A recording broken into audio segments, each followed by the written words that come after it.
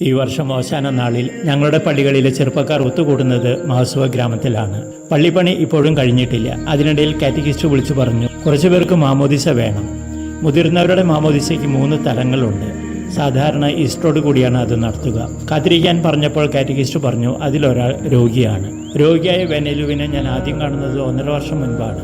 കാറ്റഗിസ്റ്റിന്റെ ആഗ്രഹപ്രകാരമാണ് ഞാനെന്ന് അവരുടെ കുടിലിൽ പോയതും പ്രാർത്ഥിച്ചതും. അതിനുശേഷമാണ് അവൾ പള്ളിയിൽ വന്ന് പ്രാർത്ഥിക്കുവാൻ തുടങ്ങിയത്. കുടുംബക്കാർ ശ്രദ്ധിക്കാത്ത വെനലുവിനെ കാറ്റഗിസ്റ്റ് പെരലത്ത് സ്വന്തം മടമെടുത്ത് സംരക്ഷിച്ചിരുന്നു. ഇതിനിടയിലാണ് അവർ വെനലുവിന്റെ മാമോദിസയ്ക്കായി നോമ്പുകാലത്തിൽ തന്നെ എന്നെ വിളിച്ചത്. ഈശോ പറഞ്ഞില്ലേ, തന്റെ മരണത്തിന് മുൻപ് എനിക്കൊരു മാമോദിസ മുങ്ങാനുണ്ട്. അതുപോലെയായി ഇതും. ഫെബ്രുവരി 25 ബുധനാഴ്ച വൈകിട്ട് റിൻസനച്ചൻ പോയി വെനലു എന്ന യുവതിക്ക് മാമോദിസ നൽകി. ശനിയാഴ്ച പുലർച്ചയ്ക്ക് കാറ്റഗിസ്റ്റിന്റെ സന്ദേശം എത്തി, വെനലു മരിച്ചിരിക്കുന്നു. വെനലുവിന്റെ ഉയർപ്പിന്റെ സമയം നേരത്തെ വന്നു. മാസുവിലെ കാറ്റഗിസ്റ്റ് ഒരു പ്രത്യേക സ്ത്രീരത്നമാണ്. ഇത്തരം ജീവകാരുണ്യ പ്രവർത്തനങ്ങൾ പലപ്പോഴും സ്വന്തം ചെലവിൽ നടത്തുന്നു. അവരുടെ വിവാഹം പള്ളിയിൽ കഴിഞ്ഞിട്ടില്ലായിരുന്നു. വിശ്വാസിയല്ലാത്ത, പ്രാർത്ഥിക്കാതിരുന്ന തന്റെ ഭർത്താവിനെ അവർ സമ്മതിപ്പിച്ച് വിവാഹം നടത്തി. അദ്ദേഹം ഇപ്പോൾ പള്ളിയിൽ സ്ഥിരമായി വരുന്നുണ്ട്. പള്ളിപ്പണിയിലും പങ്കെടുക്കുന്നു.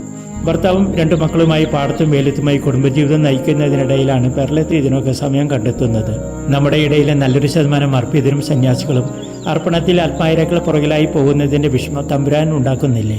തന്റെ സമയത്തിന്റെ കഴിവിന്റെ 30% താൻ ഉൾപ്പെടുന്ന സഭയ്ക്ക് വേണ്ടിയും തന്റെ ചുറ്റുപാടുള്ളവർക്ക് വേണ്ടിയും, 40% തനിക്കും തനിക്ക് വേണ്ടപ്പെട്ടവർക്ക് വേണ്ടിയും, 30% മറ്റു കാര്യങ്ങൾക്ക് വേണ്ടിയും നീക്കിവെക്കുമ്പോൾ തന്നെ വിളിച്ച തമ്പുരാന് വേണ്ടി നീക്കിവെക്കുവാൻ ഒന്നും ബാക്കിയില്ല.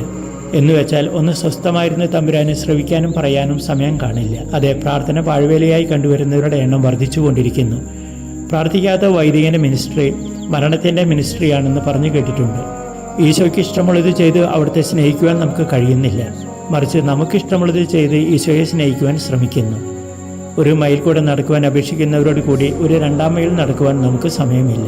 അർപ്പിതർ പോലും താൻ ആർക്കു വേണ്ടി വിളിക്കപ്പെട്ടുവോ അതേ സാഹചര്യങ്ങൾക്കനുസരിച്ച് എളിമപ്പെട്ട് ജീവിക്കുവാൻ നോ പറഞ്ഞു തുടങ്ങിയിരിക്കുന്നു. ഈശോ നമ്മെ വിളിച്ചത് ശുശ്രൂഷിക്കപ്പെടാനല്ല, ഒരു 2 മൈൽ നടക്കുവാൻ. നല്ലൊരു നോമ്പുകാലം ആശംസിച്ചുകൊണ്ട് മഡഗാസ്കറിൽ നിന്നും ഫാദർ ജോൺസൺ തളിയത്ത്.